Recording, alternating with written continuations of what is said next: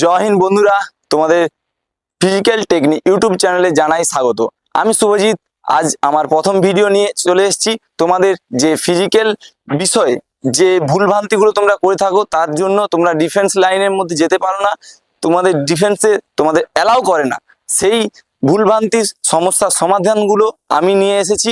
তোমরা চ্যানেলগুলো subscribe and follow করে রাখো।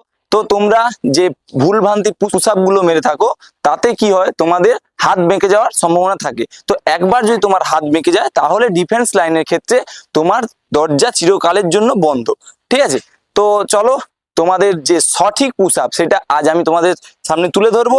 তো তো চলো বন্ধুরা, তো আমরা প্রথমে শিখে নেব যে হাতের ডিস্টেন্স কতটা হবে। তো স্বাভাবিক পুশ আপের ক্ষেত্রে আমাদের হাতের ডিস্টেন্স কতটা হবে সেই নিয়ে আমাদের মধ্যে কৌতূহল থাকে। তো হাতের ডিস্টেন্স থাকবে তোমার চেস্ট দূরত্ব যতটা, ততটা তোমার থাকবে হাতের লেভেল। ওকে, কম নয় বা বেশি নয়। তো প্রথমে আমরা কি করব, ডান পা সামনে আনবো, সামনে এনে তোমাদের চেস্ট যতটা সেই লেভেলে হাত রাখবো। হাত রেখে দুটো পা পেছনে, মাথা সবসময় সামনের দিকে নজর থাকবে। ওকে, প্রথমে কি হয়, তোমাদের যে পুশ আপ গুলো মেরে থাকো তোমরা, সেটা কি হয়, এভাবে মেরে থাকো। তাতে কি হয়, তোমাদের হাত বাঁকার সম্ভাবনা থাকে, কোনোই কখনো বডির বাইরে থাকবে না। ওকে, স্বাভাবিক পুশ আপের ক্ষেত্রে তোমাদের কোনোই বাইরের দিকে থাকবে না, কোনোই থাকবে সবসময় বডি লেভেল, এভাবে বডির সাথে টাচ থাকবে। কোনোই সবসময় বডির সাথে টাচ থাকলে এতে কি হয়, হাত বাঁকার সম্ভাবনা থাকে না। ওকে, তো এভাবে তোমরা স্বাভাবিক পুশ আপ মারতে পারো।